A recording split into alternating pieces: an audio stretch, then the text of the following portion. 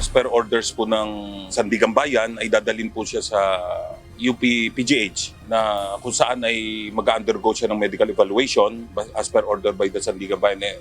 After which ay dadalhin po siya pabalik dito sa PNP General Hospital.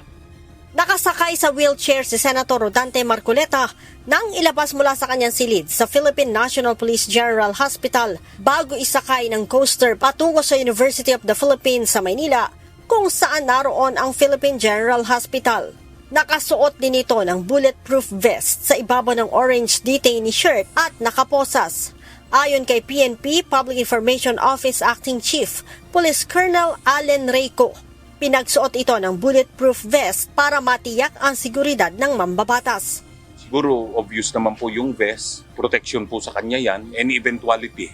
We plan for any eventuality, lahat po ng contingency ay pinagpaplanuhan natin. Of course, personal protection po ng ating senador. Pasado alas 11 ng umaga na lumabas ang convoy ng senador, kasama ang mga tauhan ng PNP Criminal Investigation and Detection Group.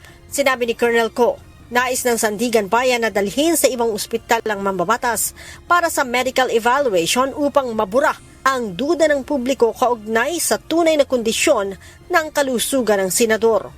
I choose to believe that it's not, rather than doubting yung evaluation po ng ating mga doctors dito, ay ginawa po ito ng Sandigan Bayan para po ma-arrange na nga any doubts from the public. Yung doubts at yung agam-agam ng ating publiko. So, nagkakaroon na ng question siguro dahil nga sa evaluation ng ating mga doktor. So, this will definitely show kung ano po talaga ang status ni Senator Marcoleta. Ang direktor mismo ng UP-PGH ang inatasan ng Sandigan Bayan na magsumite ng report sa kanila sa July 15, kaugnay ng kalusugan ni Senator Marcoleta. Ayon kay CIDG-NCR Chief Police Colonel John Giagi, muling isinalang ang senador sa X-ray, 2D echo at blood tests sa PGH. Bagamat tumaas ang blood pressure nito na nasa 160/70, ay tiniyak ng ospital na fit to travel naman ito bukas. Tiningnan lahat yung medical records niya upon arrival doon. Tinan over ng ating doctors here sa PNPGH yung medical record niya. They have gone through it and then tiningnan yung mga vital signs niya upon arrival. Medyo nag-elevate kanina nung from here kasi 130/80. Nung pagpunta natin doon, umakyat ng 160/70. So, aside from that is ginawa lahat yung mga laboratory examinations. Muli namang nanindigan ng PNP na walang special treatment na ibinibigay sa senador sa kabila ng mahigit 1 linggong pananatili nito sa PNPGH.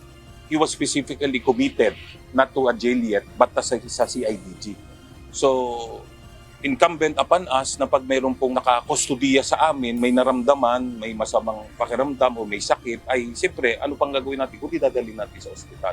And yung rooms naman dito, wala namang, if I remember correctly, ay wala naman dito yung mga VIP rooms na ano talaga, yung normal rooms lamang. So, doon po siya dinala at doon po siya nagpapagaling. Halos 1 oras lamang ang itinagal ni Senator Marcoleta sa Philippine General Hospital dahil sa kanyang medical evaluation. Nakabalik ito sa PNP General Hospital pasado 1:00 ng hapon.